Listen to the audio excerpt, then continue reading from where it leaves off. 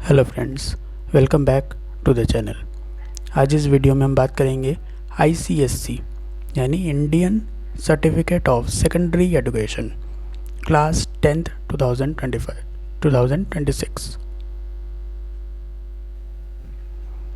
New Delhi स्थित यह board ICSC, जो कि दिल्ली में मुख्य दो ही बोर्ड है, CBSE बोर्ड और ICSC बोर्ड। तो CBSE क्लास 10th और क्लास 12 दोनों की ही बोर्ड की परीक्षा की जो सूची है उनकी विस्तृत जानकारी पहले ही हम जान चुके हैं। आज जानेंगे ICSC Indian certificate of secondary education 10वीं कक्षा 2026 अपनी डेटा शीट रिलीज़ कर चुकी है।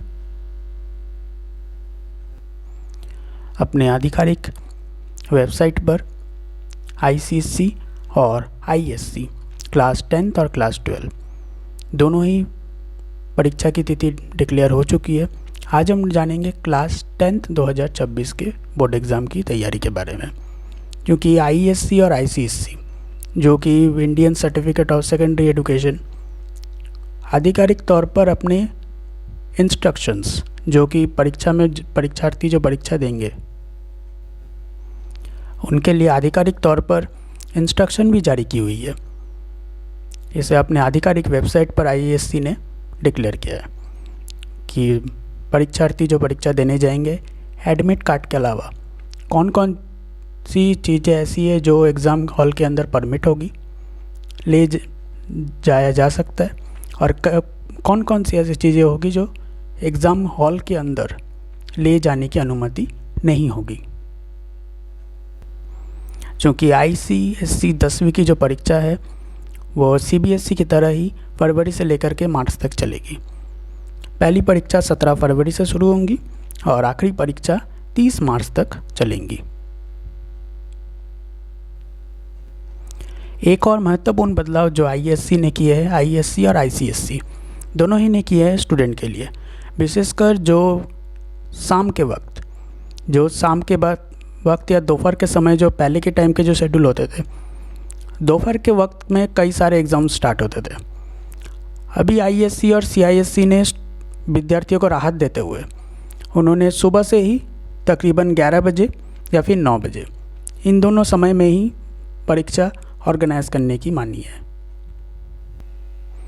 क्योंकि आज से 1-2 साल पहले या फिर यूँ कहें कि 3 से 4 साल पहले ऐसा होता था कि कुछ परीक्षाएं ऐसे होती थी कि 2 बजे से स्टार्ट होती थी। 2 बजे से स्टार्ट होती थी परीक्षाएं, उसके पहले कंप्लीट होते होते 5 बज जाती थी और विद्यार्थियों को शाम के टाइम में पहुंचते 5-6 घर। उसके बाद और शायद ही टाइम बचता था उनके पास रिवीजन करने के लिए या पढ़ाई करने के लिए।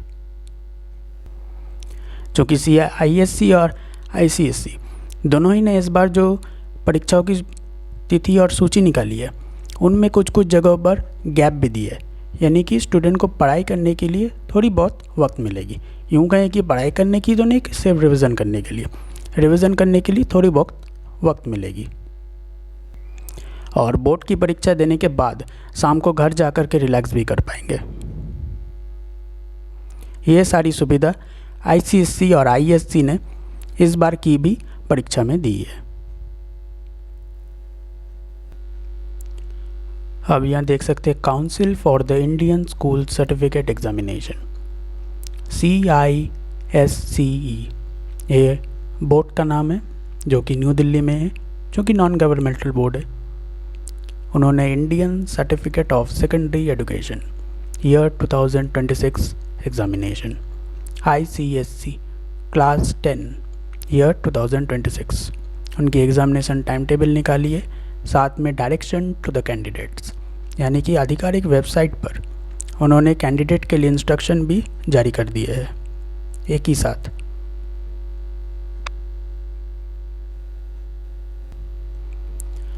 अब यहाँ पर आधिकारिक तौर पर स्टूडेंट के लिए उन्होंने इंस्ट्रक्शन को जारी किया है, क्या क्या करने हैं, क्या क्या नहीं करने, इंस्ट्रक्शन फॉलो करने होंगे, सब कुछ उन्होंने एक ही साथ टाइम टेबल तो डिसाइड किए ही है उनके डिक्लेरेशन की ऑफिशियल वेबसाइट पर। उनके साथ में ही स्टार्टिंग में ही उन्होंने इंस्ट्रक्शन भी जारी कर दिया है, क्या क्या करने चाहिए, क्या क्या नहीं। जैसे पहले ही उन्होंने लिखा है the Indian certificate of secondary education ICSC examination year 2026 Result will be declared in the month of the April-May 2026. Indian certificate of secondary education, जो ICSE 10वीं की परीक्षा होंगी 2026 में, उनकी जो रिज़ल्ट निकलेगी, परिणाम निकलेंगे, परिणाम घोषित होंगे अप्रैल और मई के महीने में 2026, क्योंकि 30 मार्च को ये परीक्षाएं कंप्लीट हो जाएंगी। 30 मार्च को कंप्लीट होने के बाद अप्रैल और मई के महीने में 2026 में इनकी परिणाम घोषित कर दिए जाएंगे। फिर उसके बाद इम्पॉर्टेंट एक और नोटिफिकेशन दी हुई है, the result will not be available from the office of CISCE। जो रिजल्ट होंगे, जो परिणाम होंगे परीक्षा के, CISCE न्यू दिल्ली के ऑफिस से अवेलेबल नहीं होंगे, मतलब वहाँ जा कर के भीड़ नहीं लगाना है। इसीलिए उन्होंने पहले ही बता दिया, result will not be available from the office of the CISCE। CISCE new Delhi, वहाँ के ऑफिस में सामने जा कर के भीड़ नहीं लगाना है। इसलिए धन्यवाद, इस ऑफिशियल वेबसाइट पर ही अवेलेबल होंगे, क्योंकि नीचे लिखी हुई है the result will be made available on the official website of the CISCE। Official जो आधिकारिक तौर पर वेबसाइट है CISCE की, जो परिणाम होंगे वहीं पर ही अवेलेबल होंगे, यानी कि यूज़र ID पासवर्ड भी दिए हुए रहेंगे। एंटर करने के बाद स्टूडेंट अपना परिणाम देख सकेंगे और इसे डाउनलोड भी कर पाएंगे। अब चौथा जो इंस्ट्रक्शन है उसमें दी हुई है चीफ और असिस्टेंट सुपरवाइजिंग एग्जामिनर। अब यहाँ एक बात पर ध्यान देंगे, चीफ CHIEF, चीफ मतलब मुख्य, मुख्य परीक्षा निरीक्षक, ये होती है CHIEF चीफ, और CHEAP चीफ मतलब सस्ता। तो दोनों में काफ़ी ज़्यादा अंतर है। CHIEF चीफ मतलब मुख्य और CHEAP चीफ मतलब सस्ता। इसलिए चौथा वाला इंस्ट्रक्शन, चीफ और assistant supervising examiner are advised to take all necessary step to ensure that the direction given below are brought to the notice of all the candidate under examination। जैसे starting में ही बता रहे थे कि CISCE ने officially इसे declare किया student के लिए, विद्यार्थियों के लिए, जो लोग परीक्षाएं देंगे क्या क्या फॉलो करने हैं, रूल्स क्या क्या नहीं करने हैं। इसलिए वहाँ पे लिख भी दिए 4th नंबर पॉइंट में, chief assistant supervising examiner are advised to take all necessary step to ensure that the direction given below are brought to the notice of all the candidate under examination। यहाँ से कह रहे हैं कि जो मुख्य परीक्षा के निरीक्षक है उन्हें दिशा निर्देश दिए जाते हैं, उन्हें एडवाइस किए जाते हैं कि जो कुछ भी ज़रूरी है परीक्षार्थी के हित के लिए, तो उस हिसाब से ही नेसेसरी डायरेक्शन उठाया जाए, उस हिसाब से जो ज़रूरी कदम है वो लिए जाए। फिर उसके बाद 5th नंबर में देख पाएंगे, बहुत ज़्यादा इंपॉर्टेंट पॉइंट दी हुई है, it may be noted that all the candidate appearing for the examination along with the examination functionaries present in the examination hall और room will be under CCTV camera surveillance during the examination. यहाँ instruction में ये कह रहे हैं कि it is may be noted to all the candidate, जो परीक्षा में अपीयर होंगे, जो परीक्षा देंगे, जो विद्यार्थी और जो परीक्षा में रहेंगे, जो परीक्षा के इन्विजिलेटर होते हैं ना, परीक्षा हॉल में रहते बोर्ड एग्ज़ाम में, उनके साथ जो रहेंगे परीक्षार्थी परीक्षा हॉल के अंदर में, वे लोग सभी CCTV की निगरानी में ही रहेंगे पूरे परीक्षा होने तक का समय में। इसीलिए अगर किसी प्रकार का भी आप गलत तरीके से परीक्षा देने जाएंगे, CCTV है, CCTV में आप पूरी तरह से रिकॉर्डेड होंगे, जूम करके भी अगर देखेंगे तो आपकी पूरी इंटेंशन समझ में आ जाएगी, क्योंकि CCTV ऊपर में लगी हुई रहेंगी, पूरी तरह से समझ में आ जाएंगे आप क्या करना चाहते हैं। और अगर कुछ उटपटांग करते हुए पकड़े गए तो पूरी तरह से पेपर कैंसिल कर दी जाएगी। कहने का मतलब तात्पर्य यही है कि आप लोग सीसीटीवी की निगरानी में रहेंगे। अगर कुछ भी उटपटांग करते हुए पकड़े गए, जूम करके अगर देखा गया, तो आपका अगर इंटेंशन पकड़ा गया तो बचना बहुत ज़्यादा मुश्किल हो जाएगा। ना इन्विजिलेटर आपको बचा पाएंगे परीक्षा में, ना ही कोई बचा पाएगा। क्योंकि आईसीएसई 10वीं और 12वीं ने भी ये भी कहा है, हेड ऑफ द स्कूल, जो स्कूल के मुख्य है, स्कूल के मुखिया या फिर मुख्य को ये एडवाइस दी जाती है, ये सलाह दी जाती है कि आप ये केयरफुली ट्रेंड करें to carry out the direction mention below. यानी कि जो स्टूडेंट को जो इंस्ट्रक्शन दी हुई है, स्टूडेंट इसे फॉलो करे, ऐसा उन्हें ट्रेंड करे, उसे ट्रेनिंग दे, ताकि परीक्षा में किसी प्रकार की कोई प्रॉब्लम ना हो सके। Head of the school are advised to ensure that their students are carefully trained to carry out the direction mention below.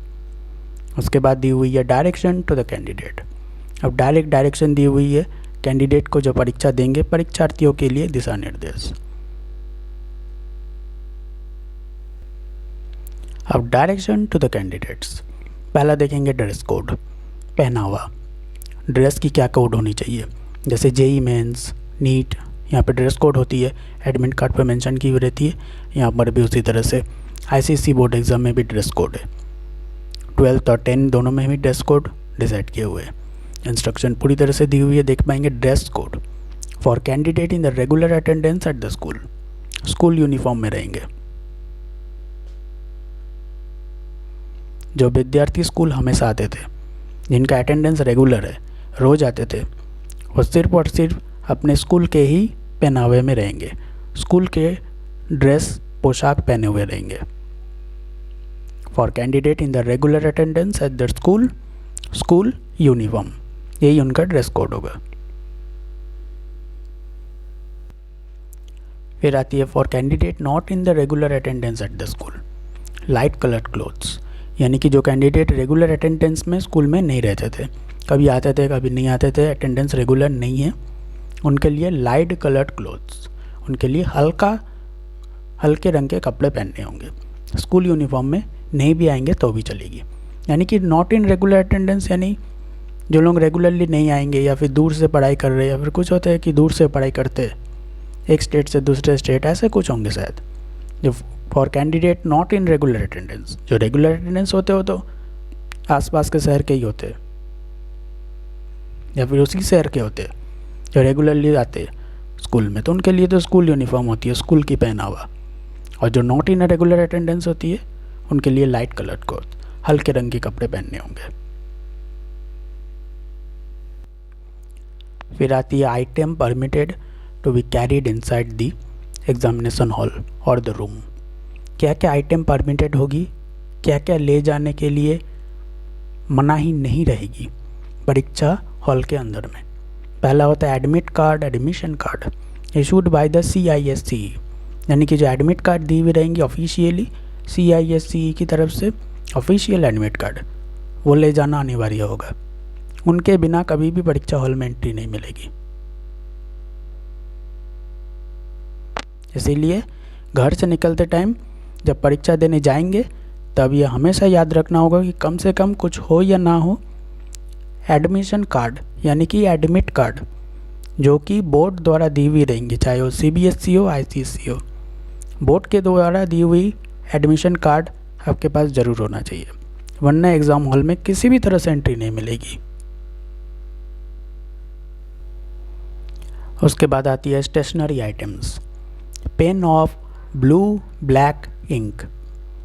पर जो CISCE है, ICSE, उनके लिए ये जानना ज़रूरी होती है कि भारतवर्ष में 2 प्रकार की स्याही बाज़ार में बिकती है, एक है डॉट और दूसरी है जेल। तो यहाँ पर जो दिशा निर्देश दी हुई है, इंस्ट्रक्शन दिए हुए, stationery items, pen of blue black ink, कौन सी वाली 2 स्याही होती है, डॉट से होती है और फिर जेल से होती है, कौन सी वाली मेंशन की हुई रहेंगी, तो विद्यार्थियों के लिए शायद थोड़ी बहुत रिलैक्स महसूस हो। क्योंकि जो विद्यार्थी परीक्षा देने के ही मकसद से आएंगे उनके लिए थोड़ी बहुत प्रॉब्लम हो जाएगी, और अगर मेंशन की भी रहेंगी ये सब चीज़ें तो उनके लिए थोड़ी बहुत राहत की बात होगी। क्योंकि जब परीक्षा की तिथि घोषित होती है तो जो विद्यार्थी परीक्षा देंगे, बोर्ड एग्ज़ाम देंगे, उनके लिए शायद ये समय बची हुई रहती है प्री बोर्ड देने के बाद कि वो इन सभी इंस्ट्रक्शन पर ध्यान से देखेंगे और जाएंगे, क्योंकि उनकी चिंता रहती है बोर्ड पेपर में आएगा क्या, एग्ज़ाम में क्या पूछे जाएंगे, वहीं पर ही उनकी चिंता घूमती रहती है। इसलिए सब चीज़ों को अगर क्लियरली मेंशन रहेगी तो काफ़ी ज़्यादा अच्छी होगी उन विद्यार्थियों के लिए जो सच में बोर्ड की एग्ज़ाम देने जा रहे हैं। अगर एडमिट कार्ड के पीछे मेंशन की भी रहती है तो काफ़ी ज़्यादा हेल्पफुल होगी उन विद्यार्थियों के लिए। उसके बाद आती है pencil, scale, eraser, sharpener, coloured pencil, drawing instrument and the art material in the transparent pouch. यानी कि जितने भी चीज़ें हैं, ब्लू ब्लैक पेन, फिर pencil, scale, eraser, sharpener, coloured pencil, रंगीले पेंसिल, ड्रॉ करने वाली जो औजारें होती हैं, इंस्ट्रूमेंट, एंड आर्ट मटेरियल जो ड्रॉ करने के लिए रहेंगी, सबको बाज़ार में बिकने वाली जो ट्रांसपेरेंट पाउच होती है जिसमें हम लोग पेन पेपर रखते हैं, ट्रांसपेरेंट वाली चीज़ों में ही इसे लेकर के जाने की अनुमति रहेगी, ताकि कोई अगर गड़बड़ कर सके। क्योंकि कई बार ऐसे होते हैं कि चिट पेपर ले जाते हैं, स्लिप ले जाते हैं, पॉकेट बुक लेकर जाते हैं, तो उनके लिए प्रॉब्लम होगी, क्योंकि सीसीटीवी कैमरे में क्लियर देख पाएंगे, ट्रांसपेरेंट पाउच रहेगी। तो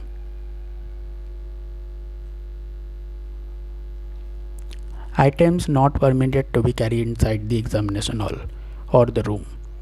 यानी कि कौन कौन से आइटम्स होगी जो अंदर ले जाने की अनुमति नहीं रहेगी, किन किन चीज़ों की। Any text book, photocopy of A textual material, chit, slips of the paper, memorandum और द पॉकेट बुक और नोट्स। कोई भी photocopy, text book, chit, slip of the paper, pocket book, note, memorandum इसी प्रकार से अंदर ले जाने की अनुमति नहीं होगी। और अगर गलती से भी लेकर के गए तो इन्विजिलेटर को दे सकते हैं परीक्षा शुरू होने से पहले, क्योंकि परीक्षा के समय में अगर ये सब चीज़ें पकड़ी गई, सीसीटीवी में भी आ जाएगी, तो बचना बहुत मुश्किल हो जाएगा।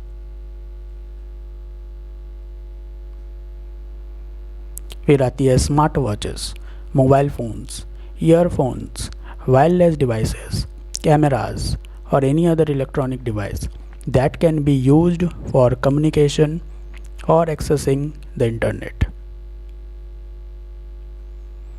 ऐसा कोई डिवाइस, ऐसा कोई औजार जिससे इंटरनेट की सर्फिंग की जा सके, जिससे इंटरनेट चलाया जा सके, जिससे इंटरनेट पर कुछ भी खोजा जा सके, ऐसा कोई भी चीज़ें परीक्षा हॉल के अंदर ले जाने की अनुमति नहीं रहेगी। फिर आती है वॉलेट, करेंसी नोट, हैंडबैग्स, इनको भी अंदर ले जाने की अनुमति नहीं होगी। एनी शार्प ऑब्जेक्ट और instrument which may be use as a weapon, कोई भी ऐसा हथियार जो हथियार के रूप में यूज़ हो सके, वो भी अंदर ले जाने की अनुमति नहीं रहेगी। B seated in the examination hall room 30 minute before the time fixed for the start of the exam in the subject. Absolute punctuality is essential, क्योंकि यहाँ पे परीक्षा शुरू होने से पहले परीक्षा केंद्र में ही बैठे रहनी होगी 30 मिनट पहले ही, आधे घंटे पहले से ही, क्योंकि चेक करेंगी, अंदर में कैंडिडेट को लाएंगे, थोड़ा बहुत समय लगेगा। 30 मिनट पहले ही अंदर एग्जामिनेशन हॉल में बैठे रहना होगा। एब्सोल्यूट पंक्चुअलिटी एसेंशियल, वहाँ की पंक्चुअलिटी मतलब वहाँ की मतलब समय निर्धारित काफ़ी ज़्यादा महत्वपूर्ण होगी। You are not allowed to leave the examination hall or the room before the conclusion of the paper। बिना पेपर कंप्लीट हुए परीक्षा केंद्र से बाहर निकलने की अनुमति बिल्कुल भी नहीं रहेगी। If an examiner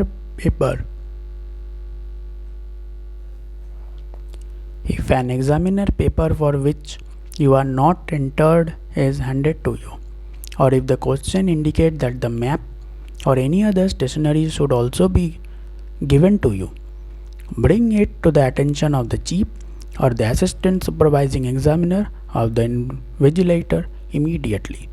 यानी कि जो परीक्षाएं प्रश्न पत्र आपको मिलेंगे जो पर्टिकुलर परीक्षा के लिए, उनमें अगर मैप या ऐसे किसी चीज़ों की ज़रूरत पड़ेगी जो आपके पास नहीं है या आपको चाहिए, तुरंत आपको वहाँ पे इन्विजिलेटर को इस बारे में बताना होगा, परीक्षा पेपर देने के बाद ही। इसलिए यहाँ पे लिखी हुई है should also have been given to you, bring it to the attention of the chief और द असिस्टेंट सुपरवाइजिंग एग्जामिनर और द इन्विजिलेटर इमीडिएटली। यानी कि परीक्षा का प्रश्न पत्र मिलते ही, जैसे ही आपको पता चलेगी कि आपको कोई मैप या दूसरे ऐसे किसी चीज़ों की ज़रूरत पड़ेगी जो आपके पास अभी नहीं है, अवेलेबल नहीं है, तुरंत आपको बतानी होगी। In addition to the time indicated in the timetable for the writing the paper, 15-minute time is given for reading the question। यानी कि in addition to the time indicated in the timetable for writing the paper, परीक्षा के प्रश्न पत्र में उत्तर देने के लिए जो समय दी हुई है 15 मिनट दी हुई रहेंगी परीक्षा का प्रश्न पत्र दे करके, जिसे रीडिंग टाइम बोलते हैं। 15 minute time is given for reading the question. 15 minute मतलब 15 मिनट का समय दी हुई रहेंगी प्रश्न पत्र को पढ़ने के लिए। You must not right on the question paper और ऑन द एडमिशन कार्ड।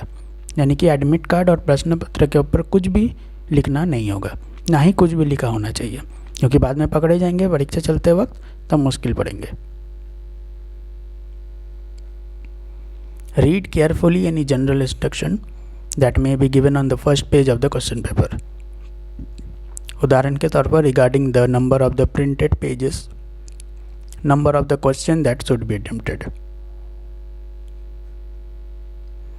जो परीक्षा के प्रश्न पत्र दिए हुए रहेंगे, प्रश्न पत्र के पहली वाली जो पृष्ठ है, पहली वाली पृष्ठ में देखेंगे वहाँ पे इंस्ट्रक्शन दी हुई रहेंगी, क्या क्या अटेम्प्ट करने होंगे, क्या क्या क्वेश्चन है, क्या क्या प्रिंटेड पेजेस है, कितने टोटल कागज़ है उसमें, और उनके प्रश्न क्या क्या जवाब देंगे, प्रश्न के उत्तर देंगे, कितने प्रश्न हैं,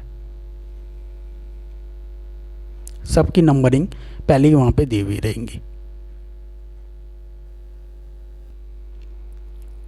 read the question very carefully. बहुत ही ध्यानपूर्वक प्रश्न को पढ़ने होंगे। Time should not be wasted in writing information that is not asked for as no mark will be awarded for it. समय उसमें व्यर्थ ना करें जहाँ पे ऐसे इन्फॉर्मेशन लिखने के लिए जो कि पूछा ना गया हो। यह भी एक इम्पॉर्टेंट महत्वपूर्ण सूचना है।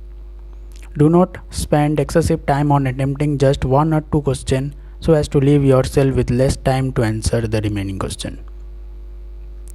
1 और 2 क्वेश्चन के अटेम्प्ट करने के लिए या फिर सोचने के लिए क्या क्या उत्तर लिखे जाएंगे, उनमें समय बर्बाद ना करें। उससे अच्छा है कि जो आपको पता नहीं चल रही है बाद में याद करेंगे, नंबरिंग कर दे, जगह छोड़ दे और फिर आगे के प्रश्नों के उत्तर देना शुरू कर दे। यही यहाँ पे महत्वपूर्ण दी हुई है, महत्वपूर्ण सूचना में। Do not spend excessive time on attempting just 1 or 2 question.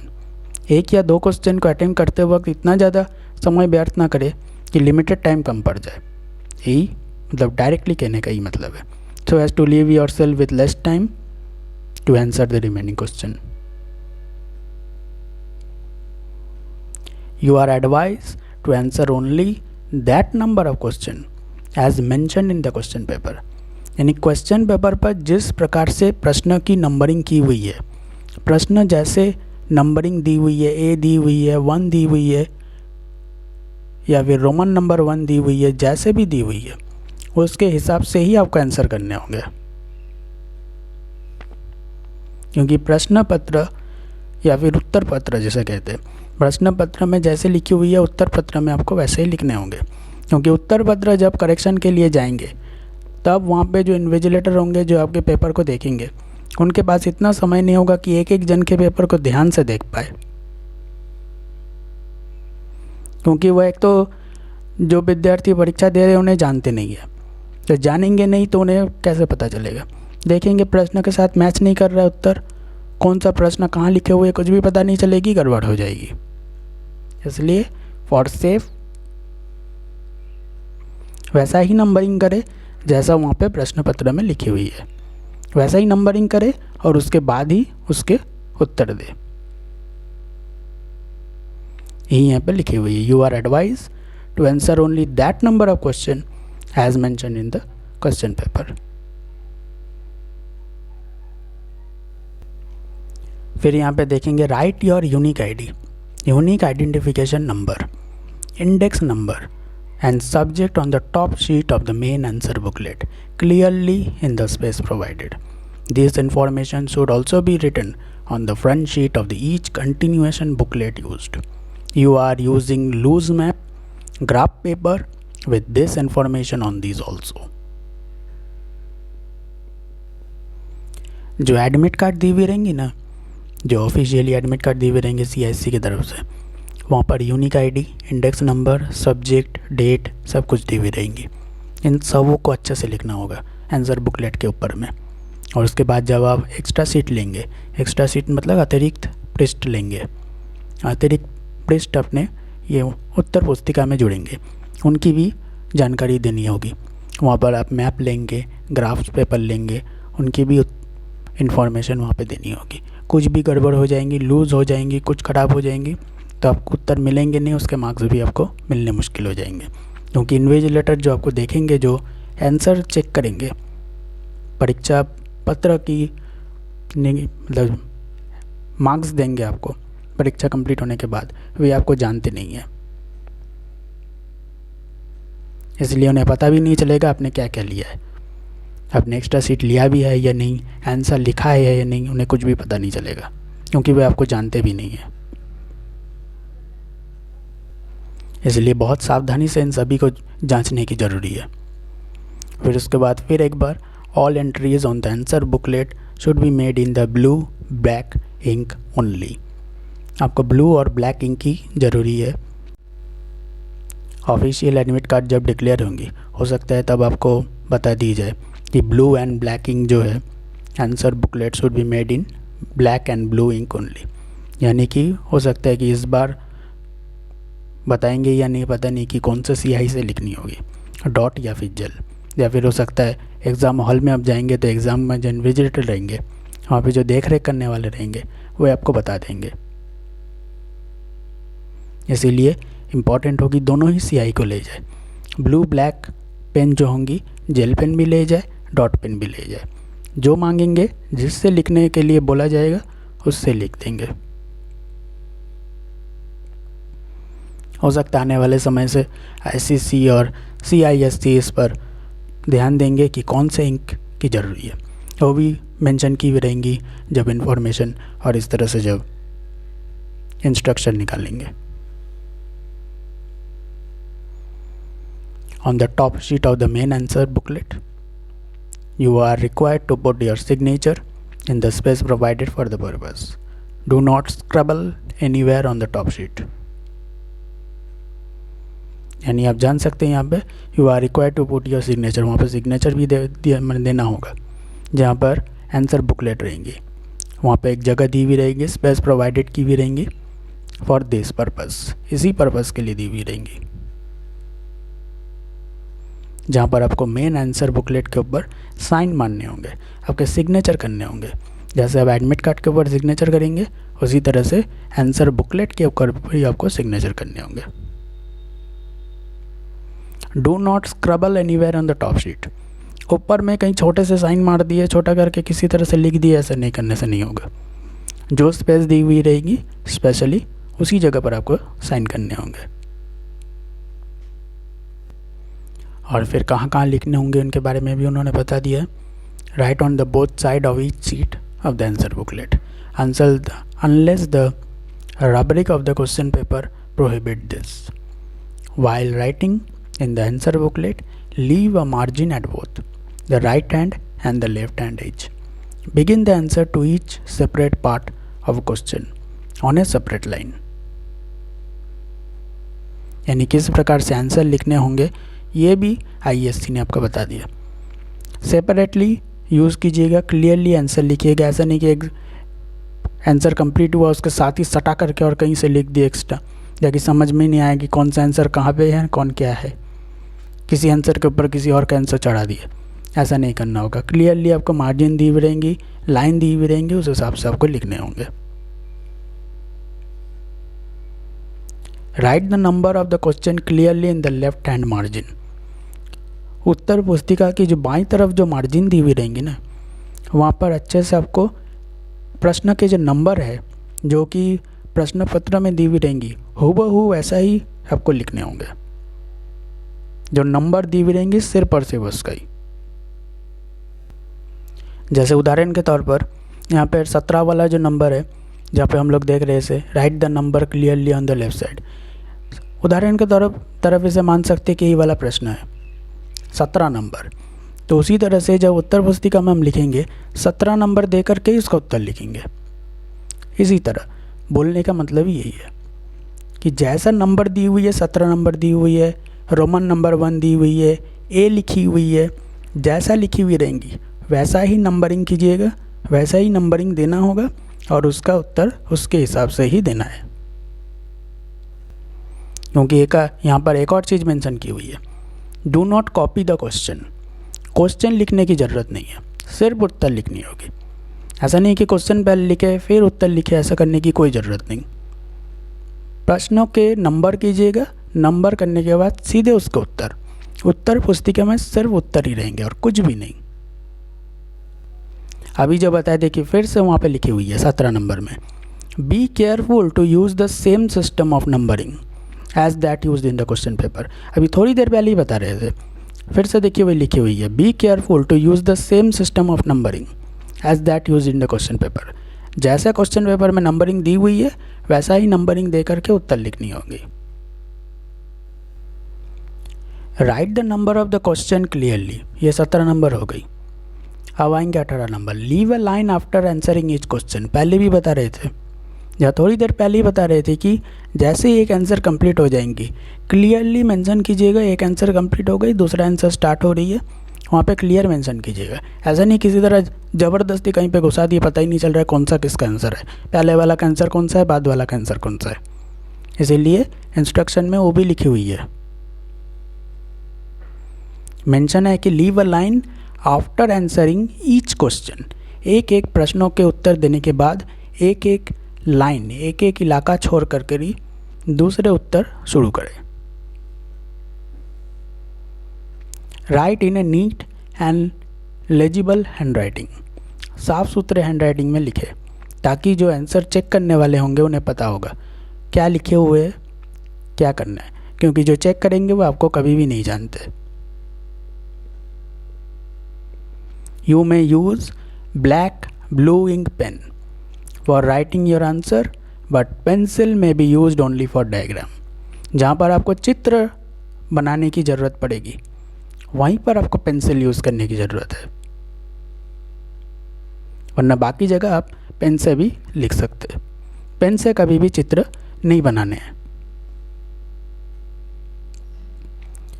Bring mathematical and drawing instrument and color pencil only for subject for which they will be needed।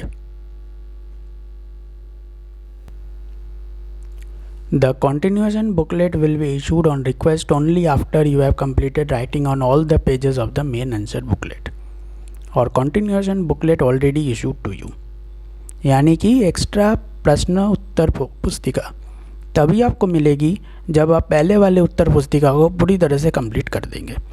पहले वाले उत्तर पुस्तिका में आप पूरी तरह से जितने भी कागज़ है उसको पूरी तरह से लिखे हुए रहेंगे, तभी जा कर के आपको दूसरी वाली उत्तर पुस्तिका मिलेगी।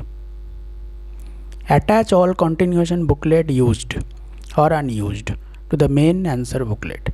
जितने भी अपने उत्तर पुस्तिकाएँ ली हैं पहले वाले से लेकर के आखिरी तक, सबको आपको अच्छे से अटैच करनी होगी। किसी तरह से अगर खुल गई निकल गई तो किसी और की जिम्मेदारी नहीं होने वाली।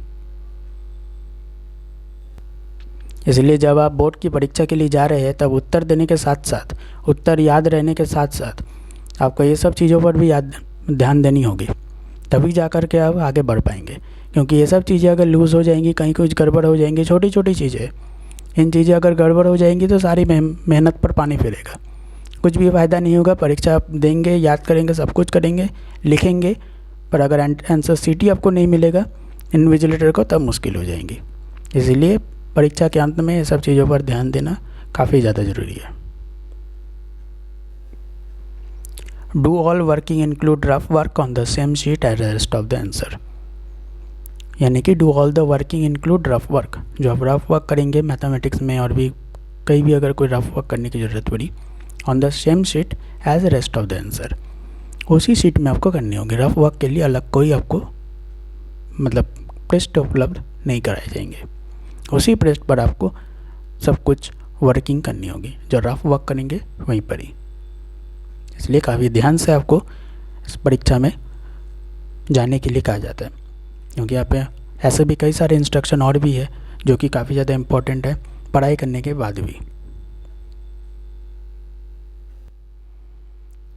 फिर यहाँ देखेंगे 23 नंबर वाली, when the time allocated for writing the exam has concluded arrange your answer script in a sequential order.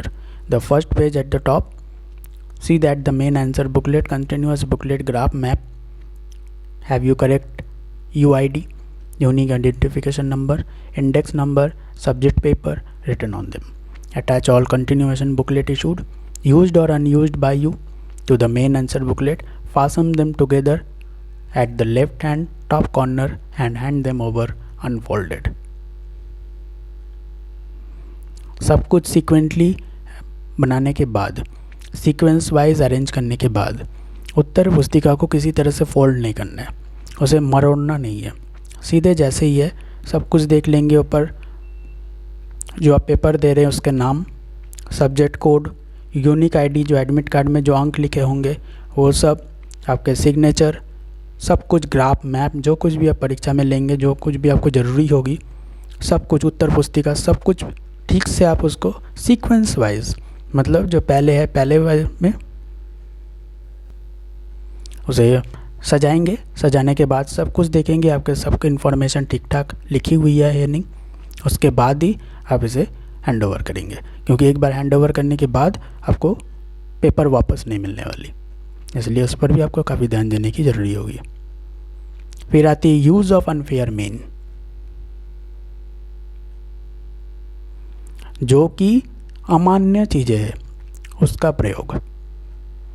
If the awarding committee is satisfied that the candidate has made arrangement to obtain unfair help in the connection with the question paper from any person connected with the examination centre और any agency within और outside the examination centre, candidate is liable to have his और her result in that examination as a whole cancelled.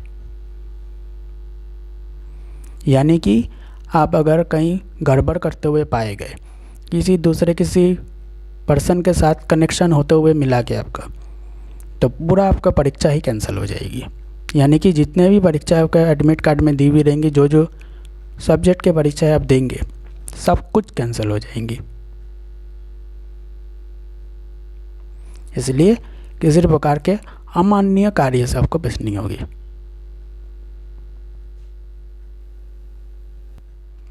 फिर द्वितीय number का पहला वाला, जैसे इस तरह से भी प्रश्न पत्र में लिखे हुए होते हैं, यह भी एक उदाहरण है, इसे आप ऐसे उदाहरण तौर पर भी ले सकते हैं परीक्षा में जाने से पहले। जैसे 2 रोमन नंबर में 1 लिखी हुई है, यानी कि जैसे 2 और 1 ऐसे लिखी हुई है, तो उसके वैसा ही हूबहू वैसे लिख करके तभी आपको आंसर देने होंगे। ये भी इम्पॉर्टेंट है। जैसे पहले जैसे नंबरिंग दी हुई थी 1 2 3 4, तब तक वैसे ही आपको देनी होगी। जहाँ 2 का 1 2 का 2 ऐसे दी हुई है, वहाँ आपको वैसे लिखनी होगी। नंबरिंग गड़बड़ाएगा तब सब कुछ उल्टा पुल्टा हो जाएगा। इसलिए ये भी कहीं ना कहीं इम्पॉर्टेंट है जानने के लिए। जैसे द्वितीय का पहला वाला, द्वितीय का दूसरा, तीसरा, चौथा और पांचवा, ऐसा भी क्वेश्चन है। Candidate who are detected in giving और ऑब्टेनिंग और attempting to give and obtain unfair assistance or who are otherwise detected in an dishonesty whosoever relating to the examination will be reported to the chief executive and the secretary of the CISC and may be expelled from the examination hall or the room forthwith and refused admission of the subsequent examination paper. फिर द्वितीय है the chief assistant supervising examiner or any member of the supervisory staff shall confiscate the answer script in which the use of the unfair assistance is detected or suspected. फिर तीसरा number दी हुई है, the chief supervising examiner shall send the confiscated answer script with the report giving the detail of the evidence with the explanation of the candidate concern to the chief executive and the secretary of the CISC without delay and if possible on the day of the occurrence. फिर चौथा number दी हुई है, in case the candidate concern refuse to give explanatory statement they should not B force to do so, only the fact of refusal shall be recorded by the chief supervisor examiner and attested by 1-2 member of the supervisory board on duty at the time of the occurrence as the case may be। फिर पांचवा दी हुई है, the chief supervising examiner has the direction to permit such candidate to answer the remaining part of the question paper, but on answers sheet they are separate from those in which the use of unfair mean was detected separated। यानी कि आप अगर unfair mean करते हुए अमान्य कार्य करते हुए पकड़े गए तो किस किस प्रकार के परिस्थितियों से आपको गुजरनी होगी, क्या क्या परिणाम होंगे, सारे कुछ द्वितीय वाले में दी हुई है। टोटल 5 पॉइंट दी हुई है। 5 पॉइंट में लिखी हुई है कि आपको परीक्षा अगर देने भी दिया जाए तो तब भी कैसा होगा, अगर नहीं भी देने दिया जाए तब कैसा होगा, और अगर दे भी दिया जाए और अगर देख लिया जाए कि कौन क्या कर रही है या फिर कर रहे हैं तब क्या होगा। सब कुछ यहाँ पे मेंशन की हुई है द्वितीय नंबर में 1 से लेकर के 5 तक। इसलिए अमान्य कार्य के परिणाम क्या क्या होंगे सब कुछ यहाँ पे दी हुई है, क्योंकि परीक्षा शेड्यूल जारी हो चुकी है इसलिए सारे कुछ इन्फॉर्मेशन दी भी रहती है कि अगर ऐसा कुछ होते हैं, ऐसा कोई अगर करते हैं जो स्कूलों में करते हुए हैबिचुएटेड है, उनके लिए आगे चल करके बहुत मुश्किल होगी, स्पेशली बोर्ड एग्ज़ाम में। फिर यहाँ पे दी हुई है, candidate found in violation of the bringing and the answer sheet और टेकिंग आउट और attempting to take out answer sheet और bringing in using electronic device such as smartphone, mobile, earphone, wireless device, camera और any other electronic device that can be used for communication or accessing the internet, bringing in using any textbook, photocopy of a textual material, chits of a paper, memorandum, ये सारे के सारे अयोग्य कार्य के में आते हैं। अगर इन सारे चीज़ों को करते हुए पकड़े गए कोई भी, क्योंकि स्कूलों में करते हुए लोग हैबिचुएटेड रहते ही है, टीचर से जान पहचान रहती है, स्कूलों में कर ही लेते हैं, क्योंकि बोर्ड एग्ज़ाम में करेंगे तब मुश्किल पड़ेंगे, वहाँ पे बचाना थोड़ा मुश्किल हो जाएगा।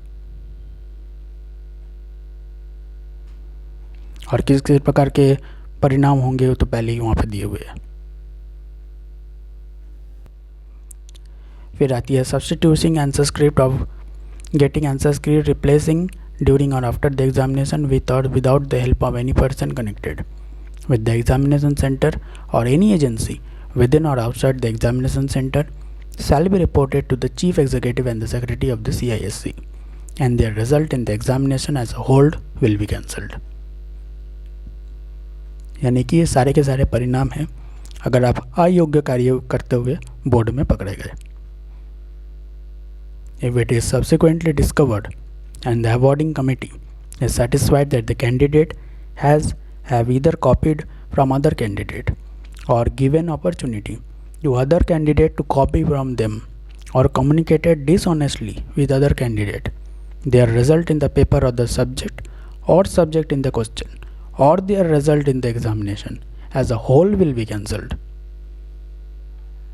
यदि आप अपने दोस्तों को छापने के लिए देते हैं कि जो आपने प्रश्न लिखा है, उत्तर लिखा है, आपको पता है ठीक है, दोस्तों को पता नहीं है, दोस्तों को छापने के लिए दिया है, या उनसे अजीब प्रकार से कोई बात की है जो कि अलाउ नहीं है बोर्ड एग्ज़ाम के, तो आपका जो रिज़ल्ट होगा पूरी तरह से परीक्षा की उसकी पूरी तरह से कैंसिल कर दी जाएगी। यानी कि उस परीक्षा के परिणाम आपको कुछ मिलेंगे ही नहीं। Candidate detected in approaching directly और indirectly an examiner on any other member of the staff of the CISC with the object of influencing them regarding any candidate examination result shall have their result in the examination as a whole cancelled। अब CISC का कहना है कि अगर कोई candidate approach करता है directly indirectly an examiner और मेंबर, यानी कि जो परीक्षा में थे उनको, या फिर कोई भी स्टाफ जो CISC के है तो उनका जो रिज़ल्ट होगा, उनका जो परिणाम होगा, तब भी कैंसिल कर दी जाएगी। ऐसा CISC कहते हैं। फिर लिखी हुई है candidate found involve in the disorderly conduct और कॉजिंग डिस्टर्बेंस इन और नियर द एग्जामिनेशन हॉल या room are liable to be expelled from the examination hall room forthwith and will be refused admission for subsequent exam paper. Candidates are not permitted to have in their possession while in the exam room or hall any book, memorandum, pocket book, note, paper, calculator, mobile phone or wireless device except the correct question paper. Candidate using slide rule permitted by the regulation must see that any information, formula or other data shown on them is securely covered. They must also return any incorrect question paper to the chief, assistant supervisor examiner or the invigilator immediately.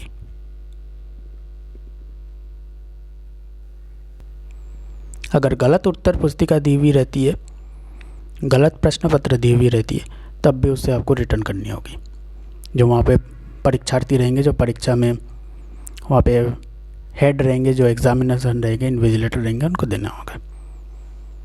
Candidate are not permitted to have their position any object, weapon और instrument which may be used as a weapon during the course of the examination.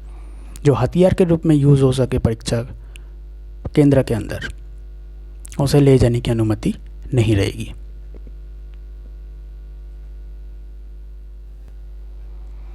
Candidate disregarding the above caution are liable to have their result in the examination as a whole cancelled.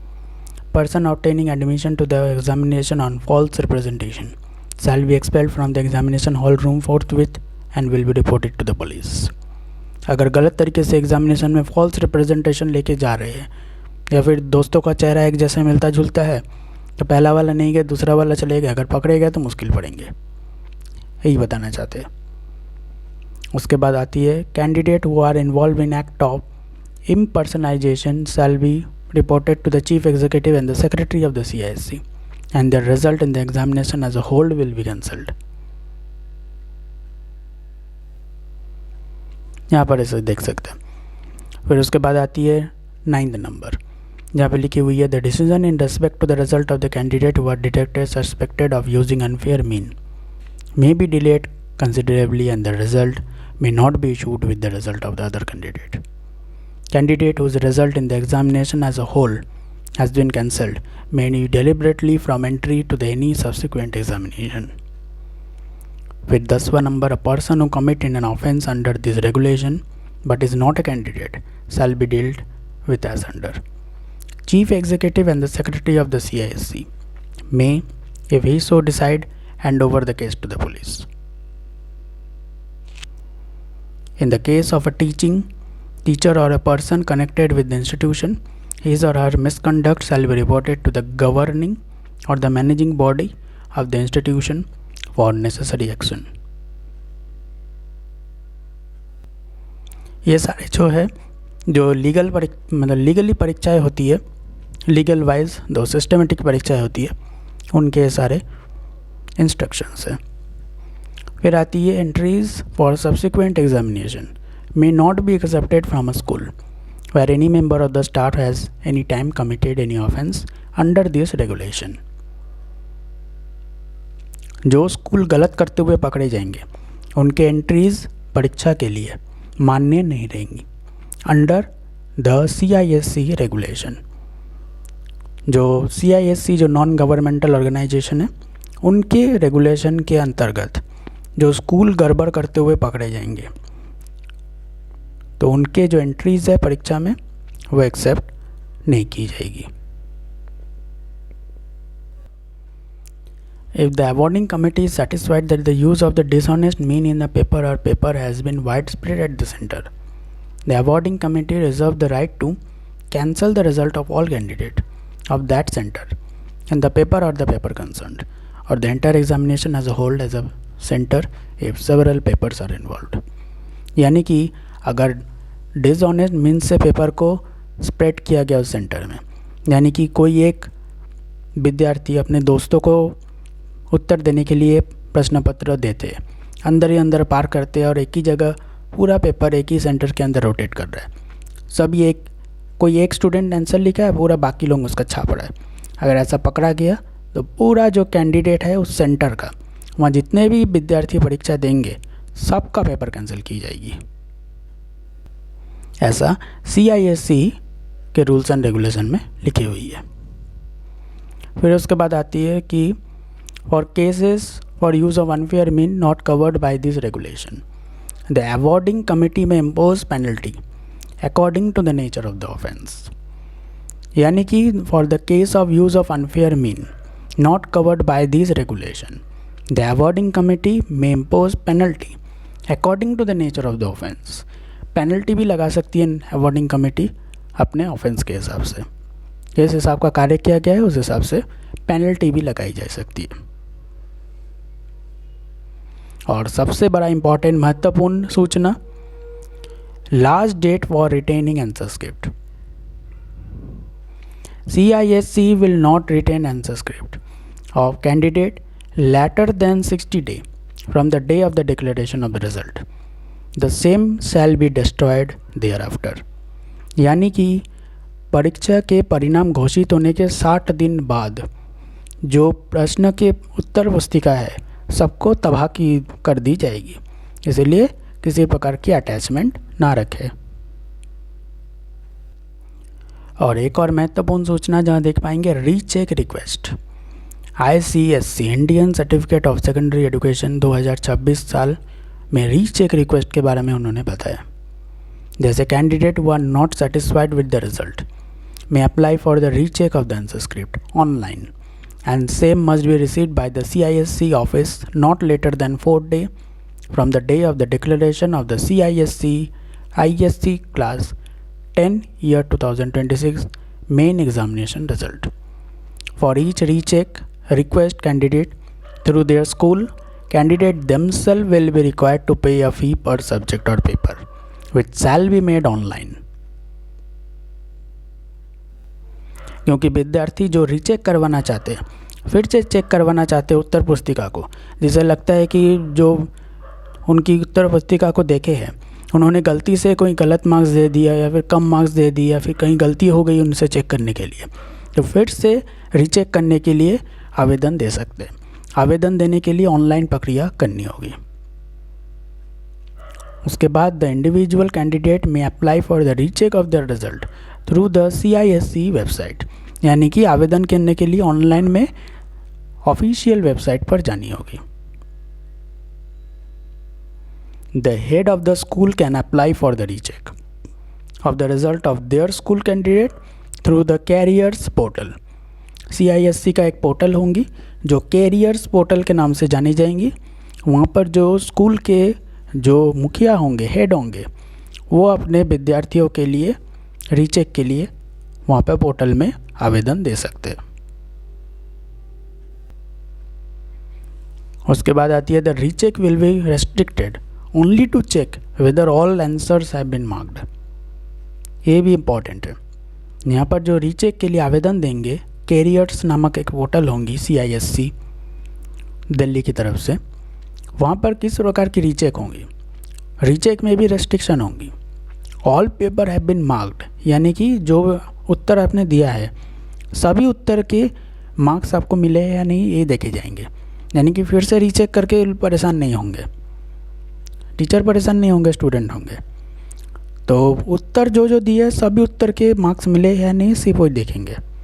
उसके बाद देखेंगे there has been, फिर यहाँ पे देखी जाएंगी totalling of the subject और the paper. उसके बाद देखा जाएगा कि जो उत्तर पुस्तिका के जितने भी मार्क्स है, जितने भी मार्क्स मिले हैं, वो सब मार्क्स उत्तर पुस्तिका के ऊपर में जहाँ पे सारे मार्क्स इकट्ठे लिखी हुई रहती है वहाँ पर सब कुछ लिखी हुई है नहीं, सिर्फ और सिर्फ वही चेक की जाएगी। फिर आती है continuation sheet attached to the answer script as mentioned by the candidate are intact.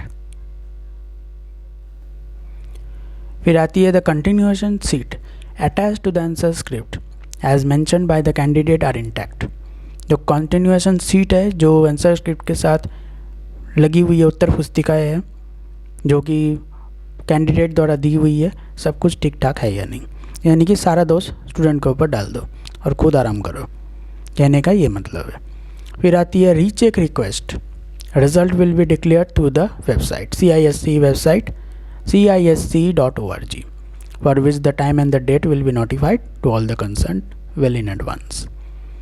तो कहीं ना कहीं इतने सारे इजी चीज़ों को करने के बाद फिर CISC जो है विदेश के संस्थान है, CISC.org समय आने पर अपने आधिकारिक वेबसाइट पर इन्हें डिक्लेयर कर दी जाएंगे रीचेक के जो परिणाम होंगे, और पहले ही आपको बता दी जाएंगी कि रीचेक के जो परिणाम हैं डिक्लेयर हो रहे हैं, बस इतना ही होंगे। तो रीचेक जो है सिर्फ नाम मात्र है, इसलिए परीक्षा सोच समझ के देनी चाहिए। तो विदेशी संस्थान की यही नियम है। तो जो रीचेक होगी आपसे शुल्क लिया जाएगा, उसके बाद सिर्फ और सिर्फ देखा जाएगा कि जितने भी अंक है सब कुछ ठीक ठाक है या नहीं, बस इतना ही देखा जाएगा, उसके बाद और कुछ भी नहीं, यानी कि ये नाम मात्र रीचेक की प्रक्रिया होंगी। फिर उसके बाद आती है एक और रीवैल्यूएशन रिक्वेस्ट। ये भी कहीं ना कहीं नाम मात्र ही होगी। वहाँ पे लिखी हुई है candidate who are not satisfied with the recheck result of the subject paper for which they are applied will be permitted to apply online for the re-evaluation of the answer script of those subject paper only. The individual candidate can apply for the re-evaluation of the answer script through the CISC website. Head of the school can apply for the re-evaluation of the answer script to their school candidate through the careers portal. The request of the re-evaluation of the answer script must be received by the CISC within 3 days from the date of retaliation of the recheck result. The accuracy of the subject grade awarded will be checked on request in one or more subject provided the head of the school candidate submit the application online. On re-evaluation of the answer script by the subject expert, the mark awarded whether increase or decrease will be considered as a final mark. For re-evaluation candidate through their school candidate themselves will be required to pay a fee per subject or paper which shall be made online. The charge paid for re-evaluation are non-refundable. फिर उसके बाद आती है the time and date of the declaration of the result of the re-evaluation request will be notified to the all stakeholder through the website of CISC www.cisc.org। इनका आधिकारिक website है, official website पर ये डिक्लेयर कर दी जाएंगे। आपसे इसका शुल्क भी लिया जाएगा और डिसाइड किया जाएगा कि मार्क्स बढ़ेंगे या घटेंगे। अब जो चेक करेंगे उनके मूड के ऊपर डिपेंड करेगा कि मार्क्स घटेंगे या बढ़ेंगे। तो इसी प्रकार से ये रीचेक की प्रक्रिया होंगी। कैरियर्स पोर्टल के माध्यम से रीचेक की होंगी। जो स्कूल के हेड होंगे वो इनका डिस्कस करेंगे और रीचेक की प्रक्रिया के लिए आवेदन करेंगे। इनके बारे में सब कुछ दी हुई है। यह प्रक्रिया ऑनलाइन होगी और उनके वेबसाइट पर ही इसकी घोषणा की जाएंगी। फिर आती है इम्प्रूवमेंट एग्ज़ाम। फिर उससे अगर भी सेटिस्फाइड नहीं हुए फिर उसके बाद एक और इम्प्रूवमेंट एग्ज़ाम भी आएंगी, वहाँ पर भी शुल्क लिया जाएगा। फिर देख पाएंगे किस प्रकार से नियम है। Eligibility to appear for the ICSC class 10 improvement examination. All candidate who appear for the ICSC year 2026 main examination are eligible to take the improvement examination conducted in the same year of examination. यानी कि जिस साल board की परीक्षाएं होंगी उसी साल ही improvement की जो परीक्षाएं हैं वो भी होंगी ICSC 10वीं की। और जिन्होंने 10वीं की बोर्ड परीक्षा दी है सिर्फ और सिर्फ वही इम्प्रूवमेंट एग्ज़ाम दे सकते हैं। उसमें क्या क्या कैंडिडेट रहेंगे? Who had qualified the examination and there result is qualified. जो परीक्षा भी क्वालिफाइड किए और उनके परिणाम भी क्वालिफाइड आए हैं वही इम्प्रूवमेंट एग्ज़ाम दे सकते हैं। Who have not qualified the exam and there result is not qualified, ये भी दे पाएंगे जिनके नॉट क्वालिफाइड है, जो परीक्षा भी क्वालिफाइड नहीं किए और जिनके परिणाम भी नॉट क्वालिफाइड है। क्वालिफाइड यानी QLF और नॉट क्वालिफाइड यानी NQLF। फिर आती है who have reappeared for the ICSE examination in the year 2026 to improve their marks in one or more subject has been issued a supplementary statement of marks. A candidate whose result is declared as absent will not be eligible for the improvement exam. जिन candidate के, जिन विद्यार्थियों के परिणाम absent बताए जाएंगे वे improvement परीक्षा के लिए किसी भी प्रकार के योग्य नहीं होंगे। फिर आती है नंबर ऑफ सब्जेक्ट परमिटेड, कितने सारे सब्जेक्ट में आप इम्प्रूवमेंट परीक्षा दे सकते हैं। Candidate will be permitted to appear in the maximum of any 3 subject that they would be enrolled themselves for the ICSE 2026 main exam. किसी भी 3 सब्जेक्ट के लिए आप इम्प्रूवमेंट एग्ज़ाम दे सकते हैं, सब के लिए नहीं। यानी कि जो परीक्षाएं आप देंगे वो काफ़ी ज़्यादा महत्वपूर्ण होगी, जो मेन बोर्ड एग्ज़ाम की परीक्षा दे रहे हैं। इसलिए जो कैंडिडेट दे रहे काफ़ी ज़्यादा इंपॉर्टेंट है, काफ़ी ज़्यादा ध्यान से देने की ज़रूरत है, वरना बाद में क्या नतीजे होंगे यहाँ पे आप इसे जान सकते हैं। फिर आती है papers to appear in. The candidate appearing for the particular subject paper in the improvement examination are required to compulsorily appear for the theory paper of the subject paper. The candidate who choose to appear for the subject who has more than 1 paper, उदाहरण के तौर पर English, science, history, civil and geography, will have the option to choose any 1 और more paper of the set subject. मतलब किन किन paper पर आप अपीयर कर सकते हैं, जैसे अंग्रेजी, science, history, civics and geography. Will have the option to choose any 1 और more paper of the set subject, इनमें से किसी एक या फिर एक से एक या 2। उसके बाद आती है registration of the candidate for improvement exam. उसके बाद आती है प्रोजेक्ट वर्क। उसके पहले प्रोजेक्ट वर्क में जहाँ for the ICSE examination the marks of the project work of the subject already awarded to the candidate in the main exam will be carried forward.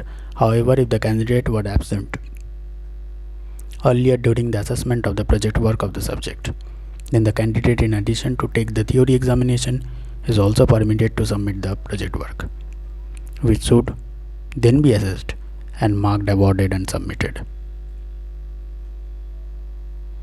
फिर आती है registration of the candidate for improvement examination. Head of the school will be able to register their candidate online for the improvement exam.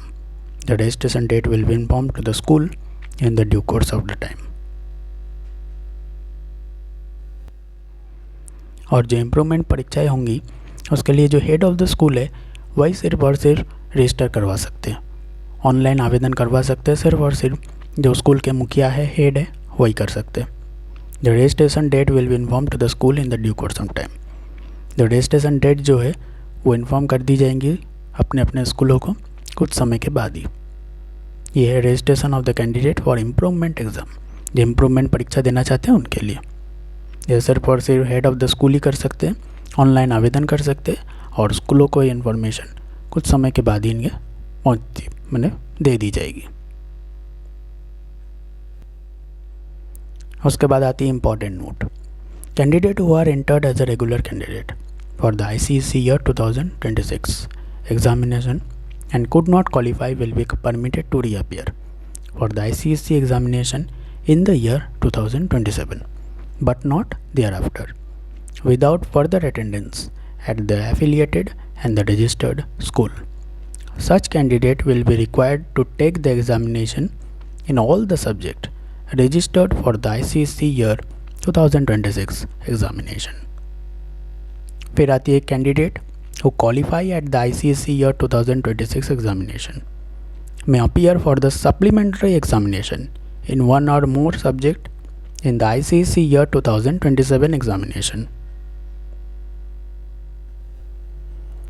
फिर आती है candidate who qualify at the ICSE year 2026 examination may appear for the supplementary exam in one or more subject in the ICSE year 2027 examination. Such candidate may choose only those subjects which they have offered in the previous ICSE examination.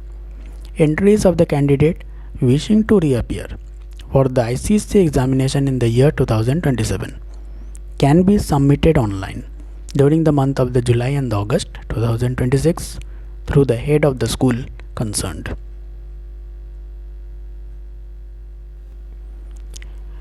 जो विद्यार्थी ICSE examination साल 2027 में फिर से appear होना चाहते हैं, यानी कि 2026 में बोर्ड की परीक्षा देने के बाद जो विद्यार्थी 2027 में फिर से वही 10वीं की परीक्षा देना चाहते हैं,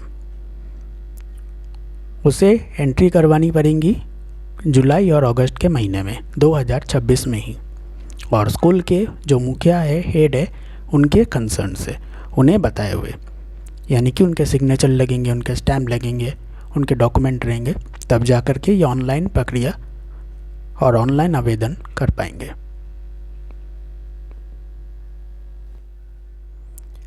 अब आएंगे सीधे एग्ज़ामिनेशन टाइम टेबल के ऊपर। Indian certificate of secondary education ICSE 2026 की बोर्ड की परीक्षा की टाइम टेबल घोषित कर चुके हैं, जहां पहली परीक्षा मंगलवार 17 फरवरी 2026 सुबह 11 बजे से रहेंगी। सब्जेक्ट होगी इंग्लिश लैंग्वेज, जिसे कहते हैं इंग्लिश पेपर 1। परीक्षा की समय होगी 2 घंटे की। 2 घंटे की अवधि होंगी, सुबह 11 बजे से शुरू होगी। 17 फरवरी मंगलवार 2026।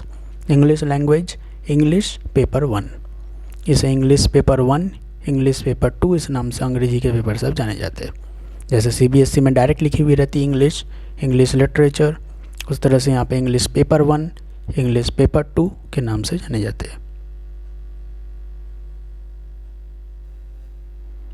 उसके बाद 20 तारीख को 20 फरवरी शुक्रवार 3 दिन के बीच में गैप रहेंगी।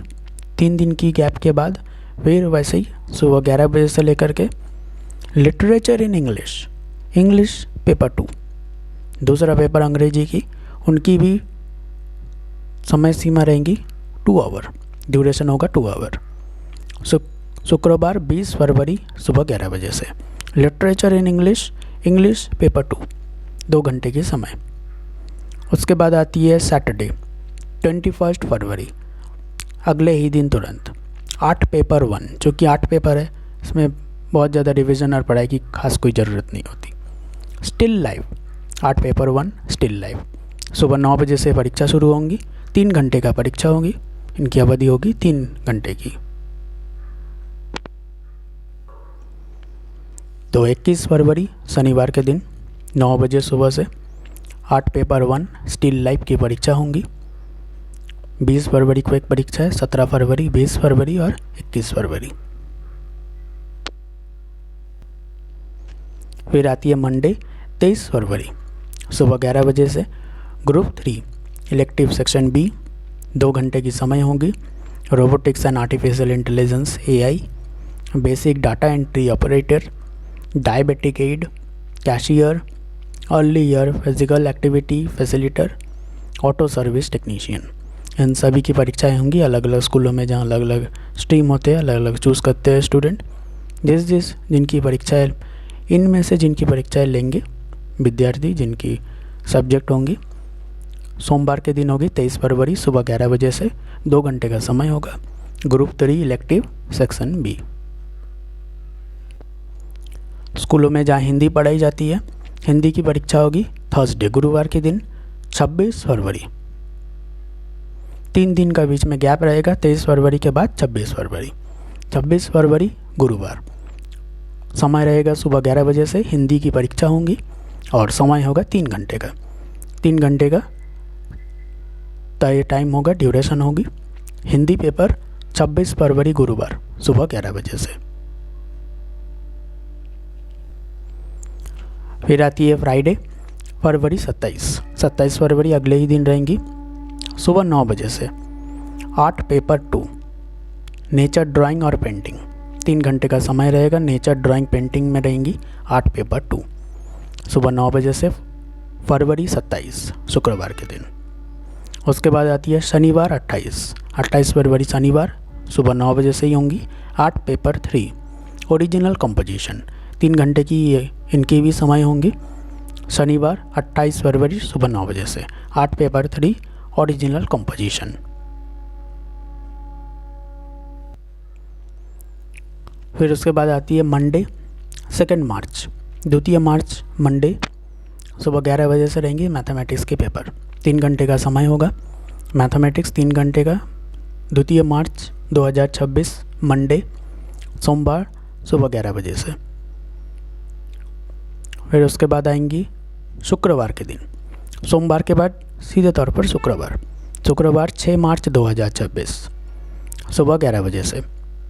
और सब्जेक्ट सब होंगी, इनमें से जो सब्जेक्ट स्टूडेंट लेंगे अपनी अपनी मदर टंग है, सब अपनी अपनी भाषा में रहेंगी। 3 घंटे का ये समय होगा। शुक्रवार के दिन होगी 6 मार्च 2026 सुबह 11 बजे से। और सब्जेक्ट होंगी Ao Naga, Assamese, Bengali, Dzongkha, Garo, Gujarati, Kannada, Khasi, Lepcha, Mizo, Malayalam, Marathi, Nepali, Oriya, Punjabi, Sanskrit, Tamil, Tangkhul, Telugu, Urdu, Arabic, Chinese, French, German, Persian, modern, Armenian, Portuguese, Spanish, Thai and Tibetan. ये सारे परीक्षाएं होंगी। इनमें से जो विद्यार्थी इनकी परीक्षा देना चाहेंगे अलॉट की हुई है 6 मार्च शुक्रवार के दिन 2026 सुबह 11 बजे से 3 घंटे का समय। उसके बाद शनिवार को आएंगे, शुक्रवार के बाद शनिवार को डायरेक्ट परीक्षा होंगी 7 मार्च 2026 सुबह 9 बजे से। आर्ट पेपर 4 अप्लाइड आर्ट, 3 घंटे का समय होगा। शनिवार के दिन सैटरडे 7 मार्च 2026 सुबह 9 बजे से होंगी आर्ट पेपर 4 अप्लाइड आर्ट, 3 घंटे की। उसके बाद शनिवार के दिन के बाद आएंगी मंडे, एक दिन रविवार दिन की फ्री रहेंगी। उसके बाद मंडे सोमवार 9 मार्च सुबह 11 बजे से रहेंगी फिज़िक्स साइंस पेपर 1, 2 घंटे की। क्योंकि फिज़िक्स, केमिस्ट्री और बायोलॉजी इन तीनों को आईएससी और ICSE science paper 1, science paper 2 और साइंस पेपर 3 के नाम से जानते हैं। जहाँ इंग्लिश को इंग्लिश पेपर 1 और पेपर 2 के नाम से जानते हैं, उसी तरह साइंस में जितने भी सब्जेक्ट है उनको पेपर 1, 2, 3 के नाम से जानते हैं।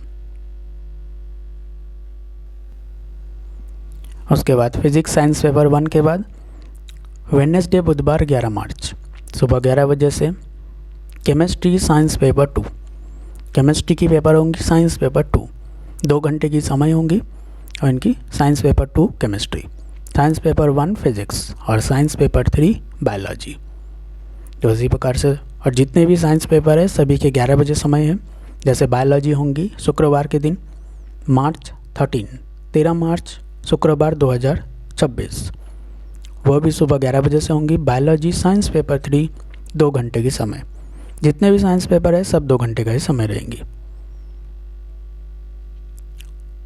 जहाँ बुधवार को केमिस्ट्री की साइंस पेपर की परीक्षा होंगी, उसके बाद एक दिन फ्री होने के बाद शुक्रवार के दिन बायोलॉजी की पेपर होंगी।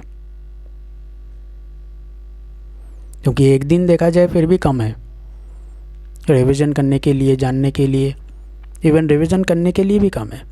एक दिन तो देखते ही देखते बीत जाती है। सुबह 11 बजे से फिर भी थोड़ी बहुत रिलैक्सेशन है। फिर बायोलॉजी की परीक्षा शुक्रवार के दिन होने के बाद शनिवार रविवार 2 दिन फ्री रहेंगी, थोड़ी बहुत समय मिलेंगी। हिस्ट्री एंड सिविक्स सोमवार को 16 मार्च 2026 सुबह 11 बजे से। History and civics HCG paper 1, history and civics Thailand HGT paper 1, वो भी 2 घंटे की। जितने भी हिस्ट्री एंड सिविक्स की परीक्षाएँ होंगी दोनों पेपर 1 में हैं और दोनों ही सोमवार 16 मार्च 2026 सुबह 11 बजे से। फिर एक दिन का फ्री रहेंगी। उसके बाद बुधवार के दिन 18 मार्च 2026 सुबह 11 बजे से ज्योग्राफी की परीक्षाएँ होंगी। वहाँ भी HCG पेपर 2, जैसे हिस्ट्री एंड सिविक्स को पेपर 1 में रखा गया था उसी तरह हिस्ट्री सिविक्स ज्योग्राफी को paper 2, HCG paper 1 history and civics, geography HCG paper 2 और ज्योग्राफी थाईलैंड HGT पेपर 2। दोनों ही ज्योग्राफी के पेपर बुधवार दिन होंगे 18 मार्च 2026 सुबह 11 बजे से 2 घंटे का समय। उसके बाद परीक्षाएं होंगी मंडे सोमवार के दिन 23 मार्च 2026 सुबह 11 बजे से होंगी। कुछ परीक्षाएं 2 घंटे की होंगी, कुछ एक है 3 घंटे की। जैसे टेक्निकल ड्राइंग एप्लीकेशन, वो भी मंडे 23 मार्च 2026 को होंगी सुबह 11 बजे से और इनका समय होगा 3 घंटे का, टेक्निकल ड्राइंग एप्लीकेशन। और बाकी जितने भी ग्रुप 3 इलेक्टिव सेक्शन ए है उन सभी की 2 घंटे की।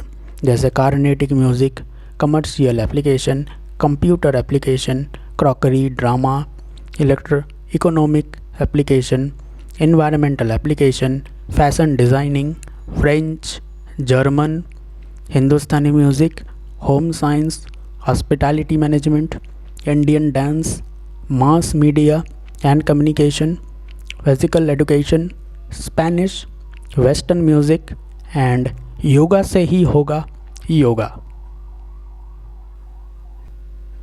क्योंकि CBSE और ICSE दोनों में कुछ चीज़ें ही कॉमन है, जैसे योगा, ड्रामा, फिर उसके बाद यहाँ पे क्रॉकरी, फिर आती है फ्रेंच की भी परीक्षा CBSE में भी थी, फिर आती है स्पेनिश, फिर मास मीडिया एंड कम्युनिकेशन के नाम से जाने जाते हैं, वहाँ पे मल्टीमीडिया।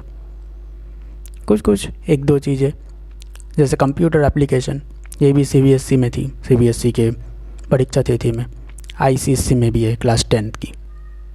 कुछ चीज़ें 1-2 मिलती जुलती है, बाकी के सब अलग अलग।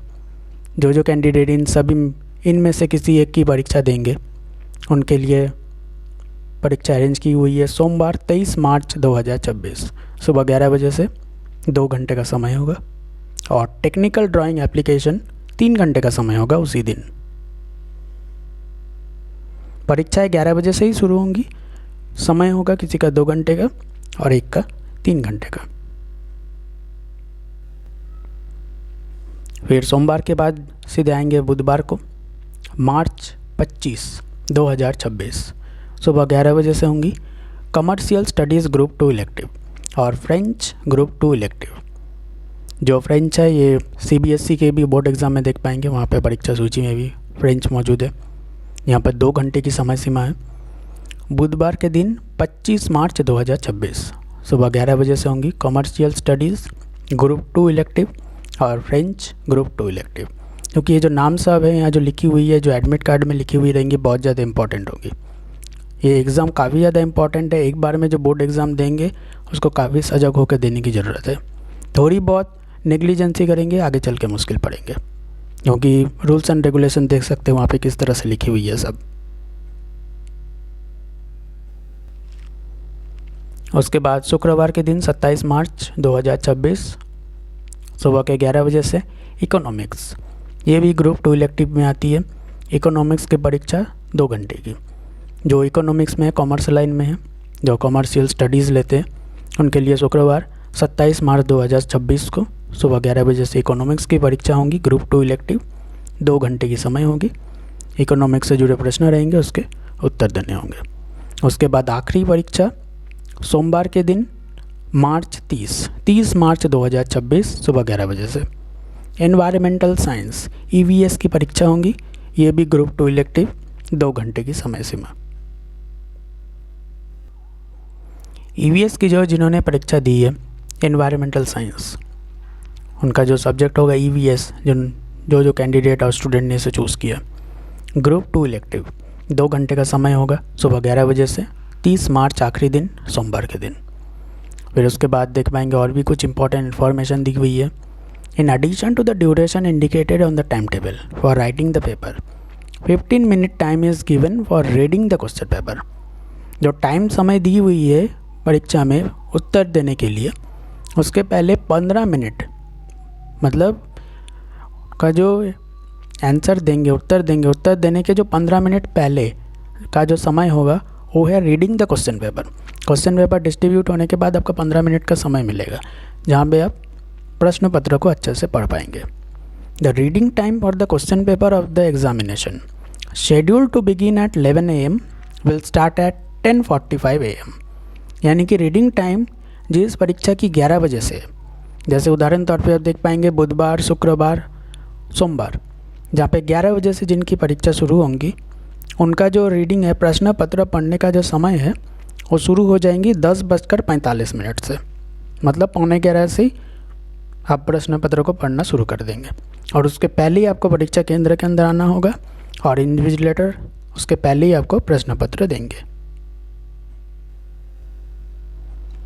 The reading time of the question paper for the examination schedule to begin at 9 AM, जैसे 9 बजे से जो परीक्षाएं शुरू होंगी, विल स्टार्ट एट 8:45 AM। यानी कि जिनकी परीक्षा 9 बजे शुरू होंगी उनके प्रश्न पत्र पढ़ने का समय 8:45 से ही शुरू हो जाएंगे। यानी 8:45 के पहले ही प्रश्न पत्र कैंडिडेट के पास पहुंच जाएंगे। उसके बाद आती है candidate must be seated in the examination hall room by 10:30 AM for the examination schedule to begin at 11 AM and by 8:30 AM for the examination scheduled to begin at 9 AM। यानी candidate को कब आना होगा, examination centre में कब बैठना होगा आकर के। Candidate must be seated in the examination hall room by 10:30 AM for the examination scheduled to begin at 11 AM and by 8:30 AM for the examination scheduled to begin at 9 AM। जो परीक्षाएं 11 बजे से शुरू होंगी, कैंडिडेट को, विद्यार्थियों को परीक्षा केंद्र में 10:30 तक ही एंट्री मिल जाएगी। और जहां 9 बजे से शुरू होंगी वहां पर विद्यार्थियों को 8:30 बजे तक ही एंट्री मिल जाएगी परीक्षा केंद्र के अंदर। उस हिसाब से जान सकते हैं कि जब 8:30 बजे परीक्षा केंद्र के अंदर पहुंचना ही है तो स्कूल में पहुंचने का समय उसके पहले ही होगा। यानी कि सुबह 7:30 बजे तक ही स्कूल में पहुंचना होगा अगर 9 बजे से परीक्षा है तो, और अगर 11 बजे से है तो तकरीबन 9:30 तक, तब जाकर कहीं मेकअप होंगी। क्योंकि टाइम लिमिट को देख पाएंगे किस प्रकार से पूरी तरह से टाइम लिमिट सेट की हुई है।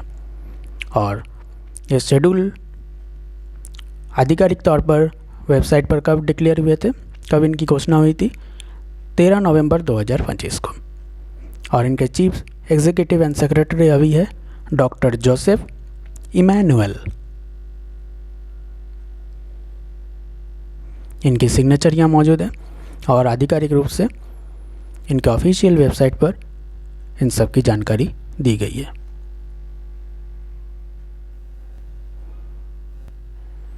जैसे कि CBSE ने अपने इम्पॉर्टेंट इंस्ट्रक्शन, जैसे ICSE ने इसे आधिकारिक तौर पर डिक्लेयर कर दिया है, ऑफिशियल वेबसाइट पर आधिकारिक तौर पर ये बताया है इम्पॉर्टेंट इंस्ट्रक्शंस, वहाँ CBSE इसे पब्लिकली डिक्लेयर नहीं करना चाहती, सेपरेटली इशू करेगी। क्योंकि ये बात सभी जानते हैं, जहाँ पर ज़्यादा पहरा है वहीं पर राज ज़रूर कुछ गहरा है। इसी के साथ चूँकि सभी जानते हैं ICSE और ISC बोर्ड एग्ज़ाम बहुत ज़्यादा टफ होने वाली है, क्योंकि जो इंस्ट्रक्शन दी हुई है सभी जान सकते हैं, इसलिए बहुत ज़्यादा ध्यान से बोर्ड एग्ज़ाम देने की ज़रूरी है। और ये भी ज़रूरी है कि री एग्ज़ाम देने की नौबत और ना आए। क्रिएशंस लैब की तरफ से all the very best and the best of luck. और मिलते हैं अगली वीडियो में, तब तक के लिए गुड बाय, टेक केयर।